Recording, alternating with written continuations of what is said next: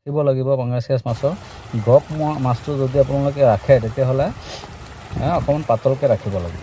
এইটো মাছৰ গ্ৰ'থ ঠাণ্ডা ছিজনত 100ৰ পৰা 100% হয় বুলি আপুনি আশা কৰিব পাৰে। কোনো ধৰণৰ আমাৰ যাতে গাফিলতি নহয়, আমাৰ অসমৰ ভিতৰত যিখিনি মীন পালক আছে চবেই যাতে এই প্ৰটিনৰ চাহিদাটো। আসসালামু আলাইকুম, আসাম ফিছ হেটচাৰীৰ পৰা সকলো দৰ্শকক স্বাগতম জনাই আমাৰ আজিৰ ভিডিঅ'খন আৰম্ভ কৰিব বিচাৰিছোঁ। আজিৰ আমাৰ ভিডিঅ'খনৰ মূল টপিক হ'ব যে বৰ্তমান যিটো সময় চলি আছে এই সময়টো হৈছে ঠাণ্ডা দিন বা ঠাণ্ডা ছিজন বা শীতকাল।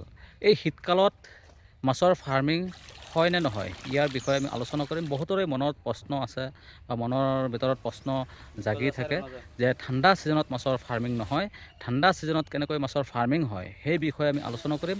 আৰু কিমান পাৰ্চেণ্টেজ গ্ৰ'থ হ'ব মাছৰ, কিমান পাৰ্চেণ্টেজ ডাঙৰ হ'ব, কোনটো মাছৰ কেনেকুৱা ধৰণৰ গ্ৰ'থ হ'ব সেই বিষয়ে আমি আলোচনা কৰিম। আৰু বিশেষকৈ আমাৰ আজিৰ ভিডিঅ'খন হ'ব কেটফিছ মাছৰ ওপৰত। শিঙি, মাগুৰ, কাৱৈ, পাভ, গুলছা, মানে শিঙৰা মাছ আৰু আপোনাৰ পাঙাচিয়াছ মাছৰ বিষয়ে আমি আলোচনা কৰিম। আমাৰ আজিৰ ভিডিঅ'খন A to Z ফাৰ্ষ্টৰ পৰা লাষ্টলৈ যদি চায় তেতিয়াহ'লে আপোনালোকে ধুনীয়াকৈ বুজিব পাৰিব আৰু আপোনালোকৰ মনত কোনো সন্দেহ নাথাকিব, ধুনীয়াকৈ আপুনি বুজি পাব। বলক আমি ভিডিঅ'খন আৰম্ভ কৰোঁ।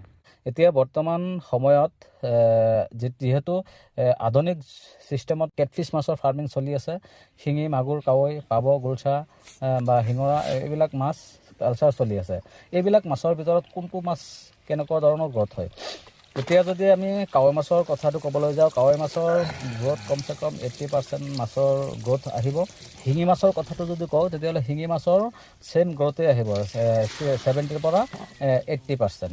70%ৰ পৰা 80% গ্ৰ'থ হ'ব। মাছে মানে দানা যিমান খাব সিমানেই গ্ৰ'থ হ'ব। এতিয়া দানাটো আপোনালোকে খুৱাব লাগিব। দানা কেনেকৈ খুৱাব? মই যেনেকুৱা ছিষ্টেম কৈছোঁ, পানী দিব লাগিব। পুখুৰীৰ পানী পুখুৰীতে দিব, তেতিয়াহে মাছে দানা খাব। যেতিয়া দানা দিয়াৰ কমচে কম আধা ঘণ্টামান আগৰ পৰা পানী দি থাকিব। দানা খোৱা হৈ গ'ল মাছৰ, তাৰপিছত বন্ধ কৰি দিব আৰু দিব নালাগে। সেনেকুৱা যদি কৰে মাছে দানা খাই মানে আৰামত খাব, কোনো ধৰণৰ ভেজাল নাই। আৰু যদি সদায় পানী দিব পাৰে তেনেকৈ তেতিয়াহ'লে আৰু বেছি ভাল, বেমাৰ আজাৰ হোৱাৰো একেবাৰে সম্ভাৱনা কমি যায়। আৰু কথাটো হৈছে কি মাছক কেনেকৈ আহাৰ খুৱাব লাগে সেইখিনি চেষ্টাটো আপোনাৰ কৰি থাকিব লাগিব, তেতিয়াহে গ্ৰ'থ হ'ব। কোনো ধৰণৰ ভেজাল নাই, 12 মাহে আপোনালোকে ফাৰ্মিং কৰিব পাৰিব। ইয়াৰ ভিতৰত কেটফিছ মাছৰ ভিতৰত আৰু এটা মাছ আছে, এইটো হৈছে পাঙাচিয়াছ মাছ। এই পাঙাচিয়াছ মাছ কিন্তু মাছৰ গ্ৰ'থ ঠাণ্ডা ছিজনত একেবাৰেই নহয়, 0% আপুনি ক'ব পাৰে পাঙাচিয়াছ মাছৰ ওপৰত। কিন্তু ঠাণ্ডা ছিজনত পাঙাচিয়াছ মাছ অকণমান পাতলা হিচাপে ৰাখিব লাগে, ইমান ঘনকৈ ৰাখিব নালাগে। বেছিকৈ যদি ঘনকৈ ৰাখে তেতিয়াহ'লে গ্ৰ'থ কমি গৈ মাছ ক্ষীণাই গৈ পেলাই মাছৰ বেমাৰ হোৱাৰ সম্ভাৱনা বহুত বেছি। কিন্তু অকণমান পাতলা হিচাপত যদি ৰাখে তেতিয়াহ'লে ড্ৰপ মাছটো যিহেতু ৰাখিব লাগিব, পাঙাচিয়াছ মাছৰ ড্ৰপ মাছটো যদি আপোনালোকে ৰাখে তেতিয়াহ'লে অকণমান পাতলকৈ ৰাখিব লাগিব। আৰু ইয়াৰ ভিতৰত বৰ্তমান সময়ততো মাগুৰ মাছৰ প্ৰডাকশ্যন নাই, মাগুৰ মাছৰ পোনাও নাপাব ঠাণ্ডা ছিজনত। মাছৰ পোনা গৰম ছিজনত ওলাই, মাগুৰ মাছৰ পোনা। আৰু বৰ্তমান সময়ত আৰু এটা মাছ হৈছে আপোনাৰ শিঙৰা মাছ। শিঙৰা মানে এই গুলছা মাছটো। এইটো মাছৰ গ্ৰ'থ ঠাণ্ডা ছিজনত 100ৰ পৰা 100% হয় বুলি আপুনি আশা কৰিব পাৰিব। 100% গ্ৰ'থ হয়।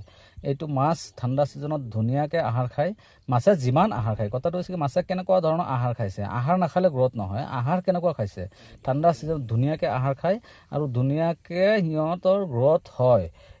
এই মাছৰ কেনেকুৱা ধৰণৰ আহাৰ খায় আপোনালোকে চালেইতো গম পাই আছে কেনেকুৱা আহাৰ খাই আছে।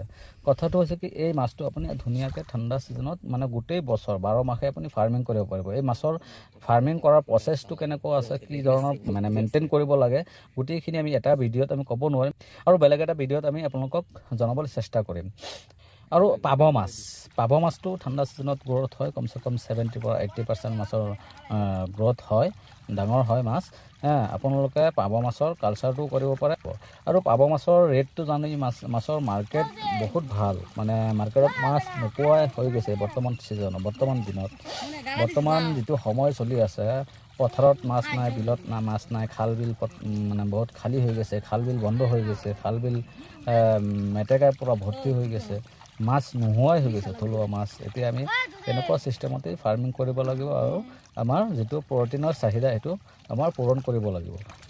কোনো ধৰণৰ আমাৰ যাতে গাফিলতি নহয়।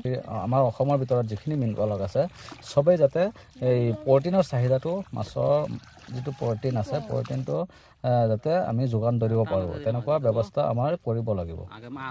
আবু মাছৰ বহুত প্ৰটিন আছে, শিঙৰা মাছৰ বহুত প্ৰটিন আছে, মানে কেটফিছ মাছৰ ভিতৰত বেছিকৈ প্ৰটিন থাকে। তো কেনেকৈ মাছৰ কালচাৰটো কৰিব পাৰি, হয়তো নতুন হিচাপে আপুনি নাজানে, কিন্তু আমি আপোনালোকক শিকাবলৈ চেষ্টা কৰিম আৰু কৰি আছোঁ। আৰু যদি আপোনালোকৰ এই এইবিলাক মাছৰ পোনাৰ প্ৰয়োজন আছে, মানে ভাল কোৱালিটি, ভাল জাতৰ মাছ, তেনেকুৱা মাছৰ পোনাৰ যদি প্ৰয়োজন আছে, তেতিয়াহ'লে আমাৰ লগত যোগাযোগ কৰিব। আমাৰ ইয়াত বৰ্তমান সময়ত মাছৰ পোনা আছে ষ্টকত, আপোনালোকে লৈ যাব পাৰিব।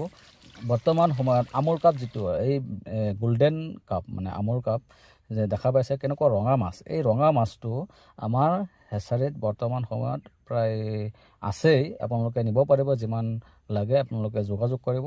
মাছৰ বহুত ভাল গ্ৰোথ হয় এই মাছসমূহ।